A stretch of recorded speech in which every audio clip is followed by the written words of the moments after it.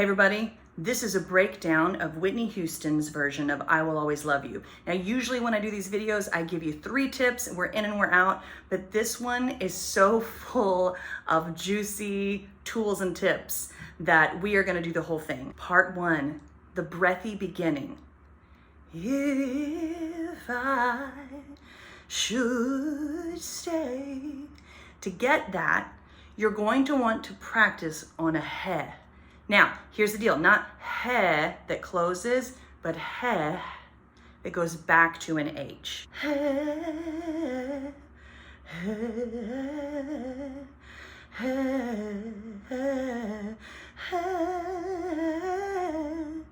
Then once you feel like, okay, I've got that sensation, I can feel that, you want to put the words back on it and see if you can stay in that partially opened sensation. Now she does start with a strong I, so I'm going to do that and then we're going to go into that open phase.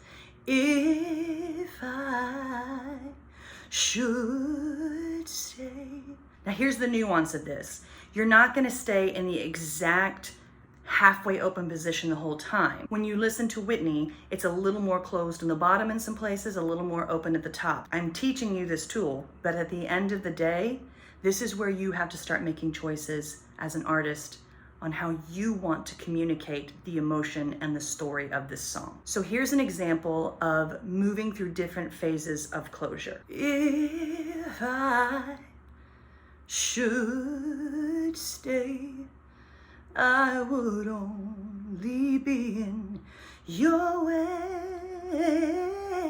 Practice your H-E-H, then put it on your words, and then make it your own. When we get to the portion where the music comes in behind her, there is still a partial openness, but it does go to closed at the top. For example, and I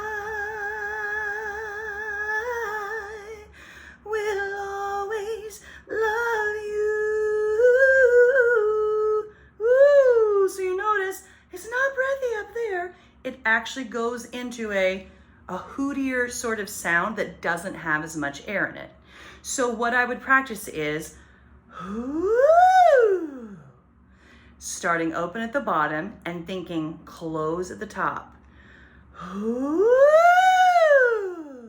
Then apply that to and I will always love you. Part 3 is play with the position of your larynx. So one of the things that Whitney does is on the low end, she will lower her larynx a little bit to get a nice, fuller, warmer sound. To feel this sensation in its extreme, fake a yawn.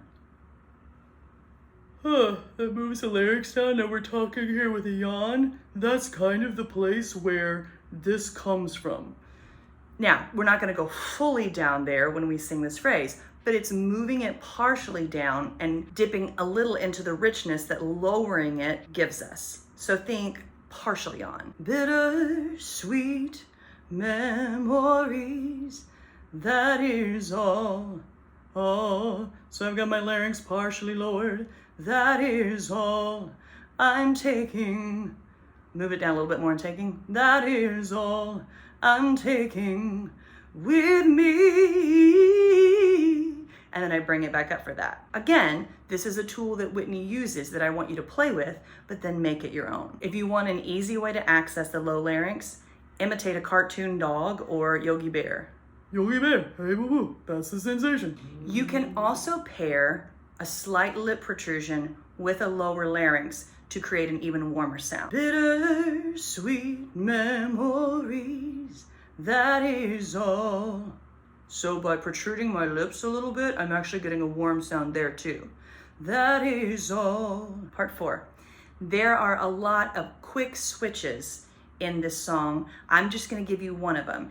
And what I mean by a quick switch is where you have to be in one vocal quality and then shift quickly to another one. So for example, on the phrase, so goodbye, please. If I try to stay in the same placement and don't let the light switch shift, it might sound like this. So goodbye, please don't cry. So you don't want to pull there.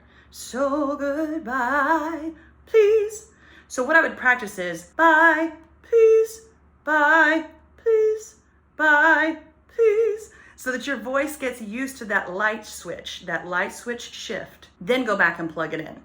So goodbye, please. When we get to the chorus, the word is and I, but Whitney blends in more of an vowel. An vowel is going to give you more warmth and depth, actually throwing back to one of the things that we just talked about, which is the lowered larynx. When we drop our jaw, by nature, the larynx drops too. So we can get a warmer sound on an than an I.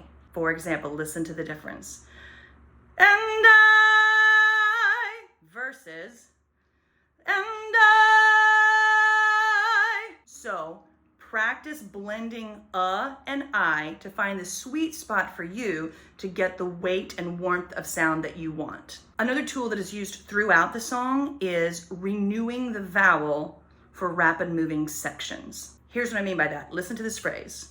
I hope life treats you kind, and I hope.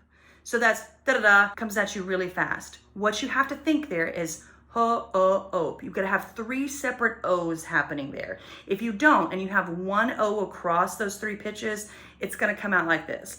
And I hope, and it will not be clean. So I would practice ho-do-dope. And I ho-do-dope. So that the brain starts associating, oh, those are 3 separate articulated things. And I ho-do-dope, and I ho-do-dope. Then once you feel like you've got it, try getting rid of the D and put the O back in. And I hope. So slow it down, work through that, and then gradually increase the speed.